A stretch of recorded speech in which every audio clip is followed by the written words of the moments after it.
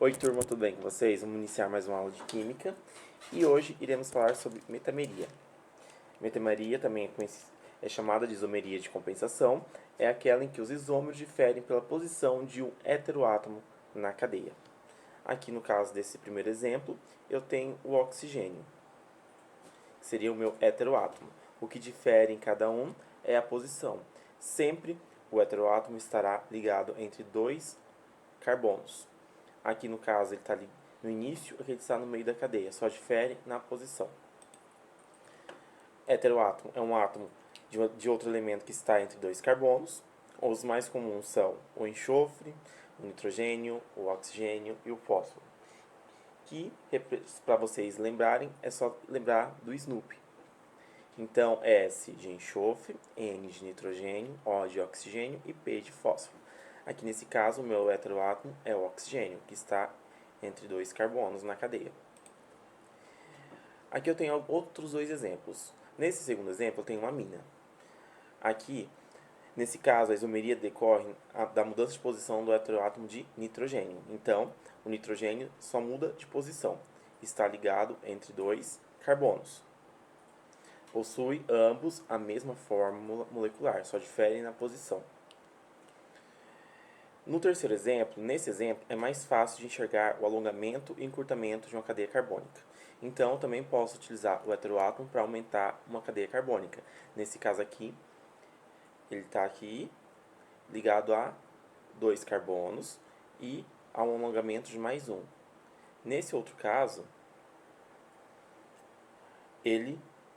houve um encurtamento da cadeia, mas ele está entre dois carbonos. Ambos possuem a mesma fórmula molecular também.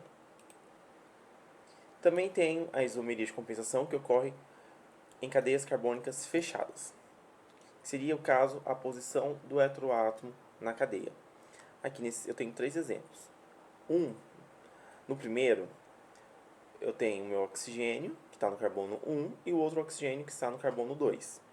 No segundo exemplo, eu tenho um oxigênio que está no carbono 1 e tenho outro oxigênio que está no carbono 3. No último exemplo, ele está aqui no carbono 1 e o último está no carbono 4. Ambos possuem a mesma fórmula molecular, só difere na posição aonde os heteroátomos estão ligados. Aqui eu tenho os tioésteres, que seriam enxofres no meio da cadeia. Aqui eu tenho a cadeia, onde possui um heteroátomo de enxofre, ambos têm dois carbonos. Aqui também é a mesma coisa, só mudou na posição onde está ligado. No caso aqui eu tenho o metil, que está ligado nele, o tio, que quer dizer, que significa o enxofre, e propano dos outros três, então fica metil, tio, propano. Aqui nesse caso eu tenho um etil de um lado, tio, etano. O que está ligado anterior, o que tem menos carbono, a gente vai tratar como se fosse uma ramificação. Aqui eu tenho as aminas. Aqui nesse caso eu tenho metilpropiolamina e do outro tem dietilamina. Só mudou a posição das duas na cadeia. Ambas estão ligados entre dois carbonos. E tem as amidas também. Já nas amidas seria esse grupo que está em amarelo. Então, ambos estão entre dois carbonos, só difere na posição de cada um na cadeia. Cada um aqui possui a sua mesma forma molecular. Temos também a isomeria cis-trans. Cis, agrupamento mais volumoso do mesmo lado. Trans, agrupamento mais volumoso de lados opostos. Aqui eu tenho cis, que do lado de cima eu tenho dois hidrogênios e do lado de baixo eu tenho dois cloros. Seria como se eu traçasse a molécula no meio. Mais para frente tem um exemplo. No trans vão estar em lados opostos. Nunca do mesmo lado igual a cis. Aqui eu tenho o hidrogênio e um cloro. Aqui eu tenho o cloro e o hidrogênio. Então seria trans. E sempre vai ocorrer somente quando tiver ligações duplas.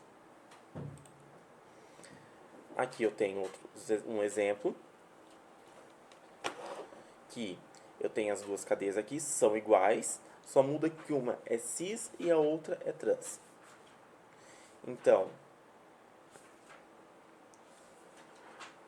eu corto aqui a ligação no meio das duas para separar. Tudo que estiver do mesmo lado vai ser trans, se for igual, cis. Se estiver em lados opostos, será chamado de trans. Na primeira, eu tenho carbono, carbono, ligação dupla. Um cloro para cima, outro cloro para baixo. Um hidrogênio acima, outro hidrogênio abaixo. Então, seria trans. Para ser cis, tem que estar todos do mesmo lado. Então, aqui estão os dois cloros para cima e os dois hidrogênios para baixo. Isomeria óptica. A atividade óptica é possível em moléculas assimétricas, geralmente moléculas que possuem um carbono quiral. Carbono quiral é o carbono que possui 4 ligantes diferentes. Aqui eu tenho uma imagem que é representada por um carbono quiral.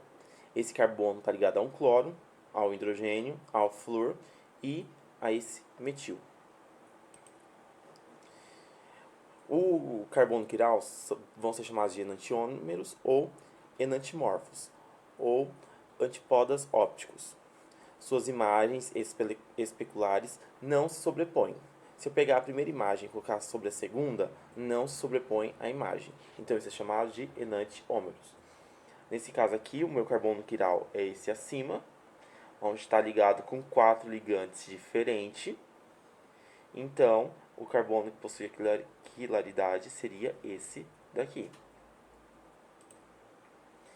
Isomeria óptica e presença de carbono quiral. Costuma-se utilizar um asterisco para destacar a presença do carbono quiral na cadeia. Nesse caso aqui, eu tenho esse daqui que é meu carbono quiral, da molécula butandoizol.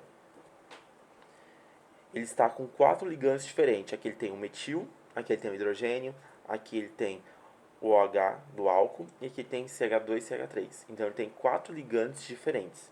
Se repetir ligantes, não é mais um carbono quiral. Aqui eu tenho meu quiral, em cima tem o hidrogênio, aqui tem o CH3, aqui tem o OH e aqui tem o C dupla OH. Então ele possui 4 ligantes diferentes. Na última molécula, eu tenho meu carbono quiral, aonde ele tem o meu hidrogênio, CH3, NH2, C dupla OH. 4 ligantes diferentes. Se eu pegasse o CH3, eu iria repetir, porque ele ia ter 3 ligantes iguais, 3 hidrogênios. Então, não pode se repetir os ligantes no carbono quiral. Então, turma, por hoje é só. Qualquer dúvida, vocês podem me chamar no particular. No final da lista, tem exercícios. Qualquer dúvida a respeito dos exercícios, vocês podem me chamar para tirar dúvidas, tá? Beijos, tchau, tchau, até a próxima.